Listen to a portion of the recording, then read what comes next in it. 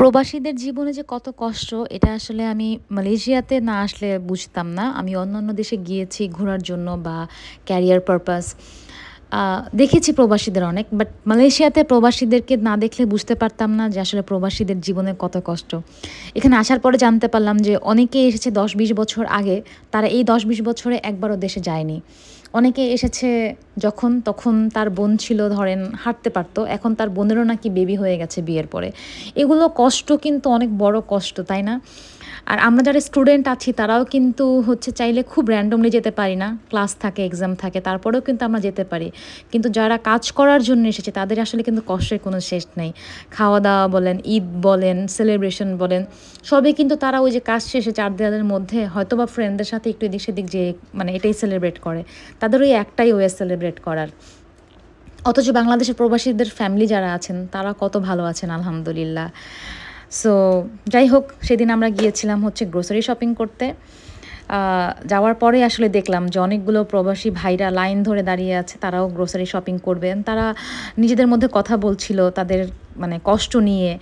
এক ভাই বলছিল যে তার নতুন বাবু হয়েছে, কিন্তু সে হচ্ছে কিছুদিন আগে দেশ থেকে এসেছে বলে এখন আর যেতেও পারবে না। আরেকটা ভাই থেকে শুনছিলাম যে আমার মেয়েকে আমি রেখে এসেছিলাম ৬ মাসের, এখন আমার মেয়ের বিয়ে। তো এগুলো শুনে এত ইমোশনাল হয়ে যাচ্ছিলাম আমি।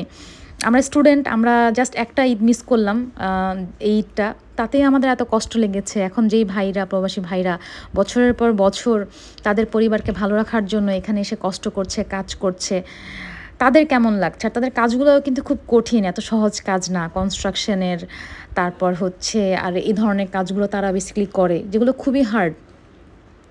অ্যান্ড আমাদের বাসায় কিন্তু এখন একটা নতুন মেহমান আছে, সেটা হচ্ছে ডায়না, যেই বিড়ালটাকে আমি রেস্কিউ করে নিয়ে এসেছি। একটা ভিডিও অলরেডি পোস্ট করেছি।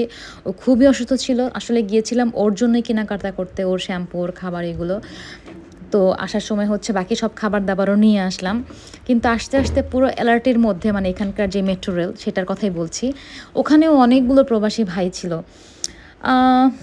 ব্যাপারটা কীরকম হয় যে আশেপাশে যখন এতগুলো মানুষ হতাশার কথা বলে যে তাদের পরিবার ভালো আছে, তারা ভালো নেই।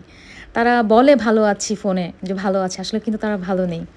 যাই হোক, রান্নাবান্না করে নিয়ে এসে যখন রান্না করছিলাম, খাচ্ছিলাম, তখনও আমার মনটা খারাপ ছিল যে আসলে তারা কিন্তু বাসায় যেয়ে হয়তো কিনে খাবে কোনো একটা বাংলা হোটেল থেকে, নয়তো কোনো মতন একটা ডিম ভেজে ভাত খেয়ে ফেলবে। কিন্তু তাদের উপার্জনের টাকা দিয়ে তাদের সন্তানরা পড়াশোনা করছে, ঈদের যে নতুন জামা কাপড় পরছে, ভালো মন্দ খাচ্ছে, তারা কিন্তু এখানে ঈদটাও প্রপারলি সেলিব্রেট করতে পারছে না।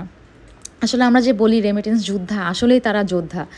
নিজের চোখে এত কাছ থেকে না দেখলে কখনোই বুঝতে পারতাম না যে আসলে প্রবাসীদের কষ্ট কতটুকু, আর কন্ট্রিবিউশন তো বাংলাদেশ থেকে আমরা অলরেডি বুঝতেই পেরেছি ডলার সংকটের সময়। সকল প্রবাসী ভাইদের প্রতি আমাদের ভালোবাসা এবং দোয়া।